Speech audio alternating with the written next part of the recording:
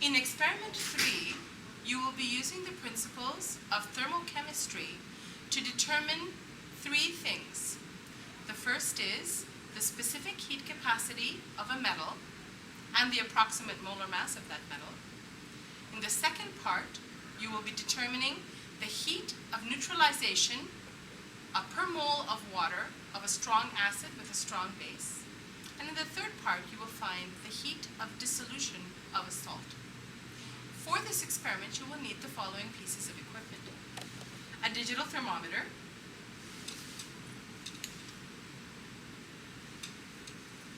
two styrofoam cups nested within one another, and two lids, a 250 milliliter beaker, a test tube with a test tube holder,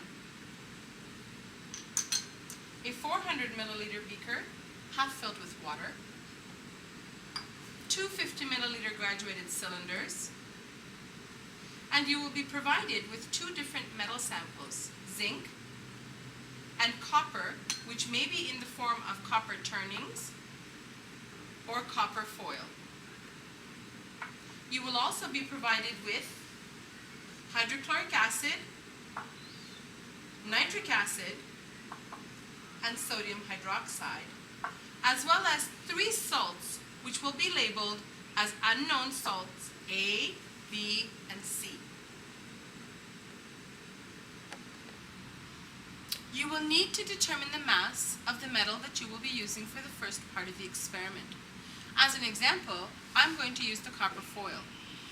Obtain a 50 milliliter beaker, place it on the pan balance, and tare the beaker.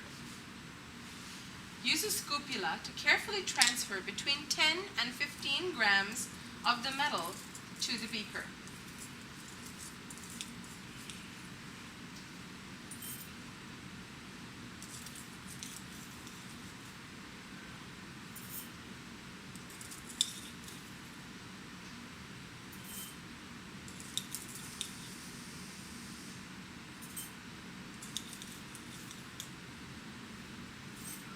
It doesn't matter what the mass is as long as you know exactly what the mass is.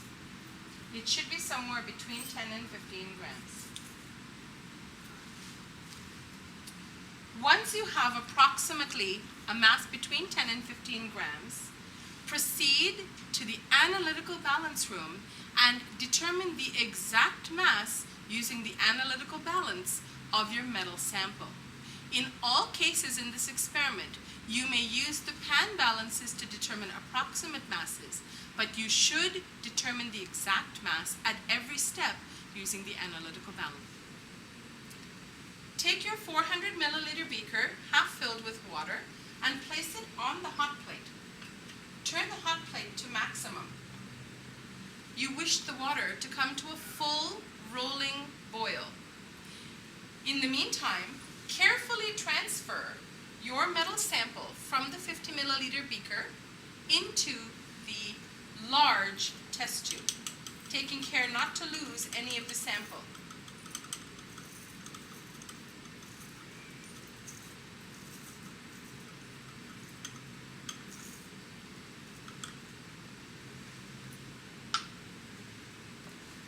You may adjust the height of the test tube clamp in order to make sure that when you place the test tube inside the beaker, it does not sit on the bottom of the beaker. This is to ensure that the metal will come to the temperature of the boiling water and not to the temperature of the hot plate. In order to be able to work more comfortably, it is going to be suggested that you prepare your apparatus by attaching a clamp to the wires on the bench and inserting an L-bar into the downward curve of the clamp. Then attach another clamp with a 3-finger clamp attached to it. This will allow you to place your thermometer in such a way that it will support the weight of the probe but still be easy to read the display. Tighten clamp fingers to ensure that the thermometer is securely held by the clamp. Take your 2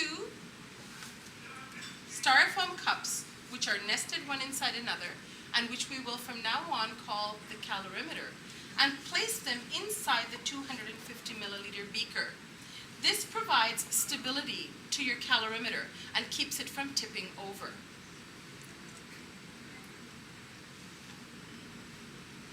Once the water in the beaker comes to a boil, you want to ensure that your metal sample remains suspended in the boiling water for at least 5 minutes.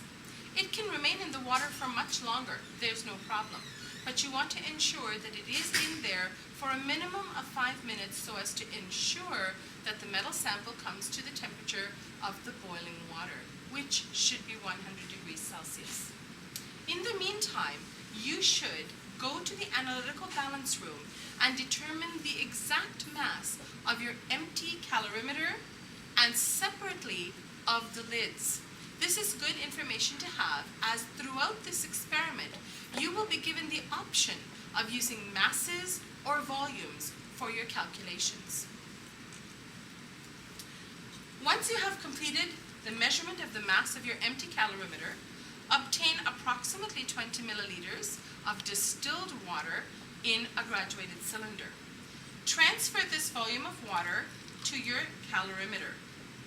At this point in time, you may use the volume that you measured on the graduated cylinder, which can be read to 1 digit after the decimal, or you may choose to go back to the analytical balance room and determine the mass of your cups containing the water in them. Again, this is a choice that you will have to make. Once you have transferred the water in, you should place the 2 covers in such a way that the 2 holes in the lids are aligned and the lid is securely fastened. The temperature probe should then be inserted through the holes. Be careful not to go so far as to puncture a hole in the bottom of the cup, but at the same time to go far enough that the thermometer probe is actually in the water that's in the cup. At this point in time, you may determine whenever you are ready to start taking the temperature and time measurements that will be required as part of the data for this experiment. Whenever you are ready, you will start the time at time 0, and at that time, you will take your first measurement of the temperature of the water. It is a good idea to swirl before you take the actual measurement. Then, you should take measurements after every 30 seconds or 1 minute. It is your choice for the next 2 minutes. And this way, you will have temperature readings of the distilled water in your calorimeter over a period of 2 to 3 minutes.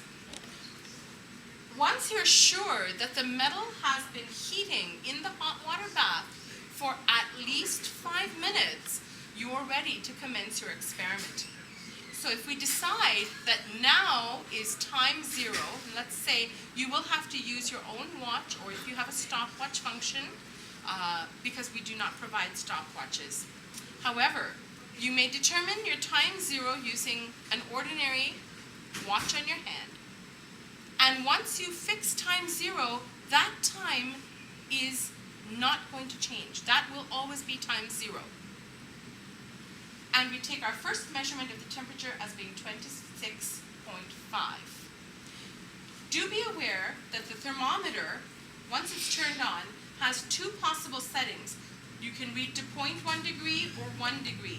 Make sure you press the button to ensure that you're reading the temperature to 0.1 degree to give you the best possible measurement of your temperature. Again, 30 seconds later, you monitor the temperature as being 26.5 or 26.6. There will be some minor fluctuation in the temperature, and this is very normal. But do remember that the error in the thermometer is plus or minus 0.1 in the last digit. After 2 or 3 minutes have elapsed, the next step is extremely crucial. If you've taken a recording of your temperature at 2.5 minutes, immediately after you record your temperature, you and your partner will work together to do the following. One of you will carefully remove the lid of the thermometer, holding the probe between 2 fingers to keep the hole from becoming unnecessarily enlarged. The other one will carefully take the hot metal out of the boiling water bath and transfer it as rapidly and completely as possible into your calorimeter. The calorimeter should then be closed fully and should be swirled immediately. And by the next 30-second mark, so we took our previous reading at 2.5 minutes, at 3 minutes, you should make your next temperature reading. And that would be 30.2. Now continue to take readings every 10 seconds. This should be done for about 2 to 3 minutes.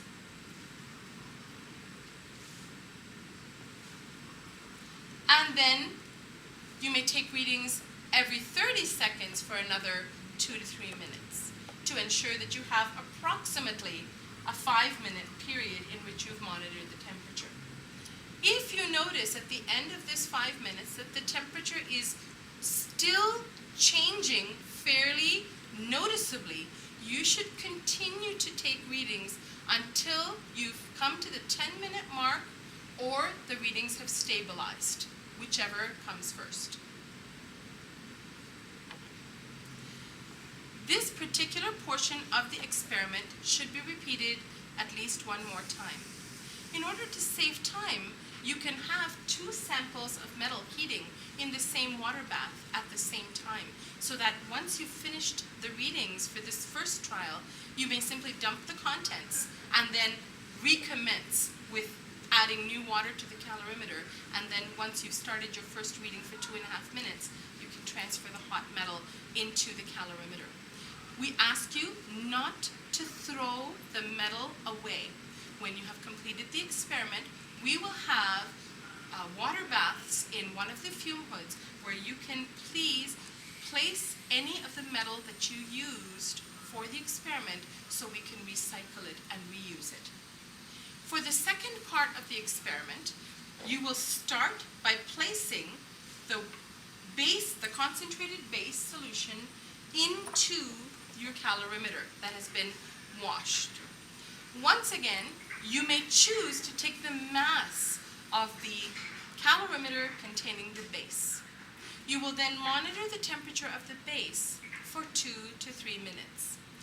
In the meantime, you will take one of the acids that will be assigned to you by your TA and measure approximately 50 milliliters of that acid in a graduated cylinder. You will then, at the time that you decide you are ready to start your experiment, measure the temperature of the base for 2.5 minutes. That will be your time 0 from the time you start measuring the temperature of the base. And approximately at 2.5 or 3 minutes, you will open the calorimeter, transfer the acid, and quickly close the calorimeter. Swirl, and then within the next 30-second mark, you'll take the temperature reading. Again, take the temperature every 10 seconds for about 2 minutes, and then every 30 seconds for another 2.5 minutes or so, or until the readings stabilize. As you have mixed an acid and a base, it is essential that you stir frequently or swirl the calorimeter in order to ensure that the reaction between the acid and base is proceeding thoroughly.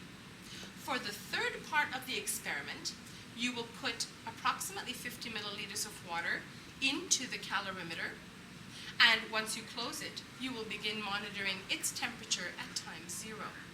In the meantime, use an analytical balance to obtain the required mass of your unknown salt, which will be assigned to you by your TA. When you come back with the mass of your salt, you will have commenced the readings of the temperature of the water at time 0, and at about 2.5 or 3 minutes, open the calorimeter and carefully and quickly transfer the salt completely to the calorimeter.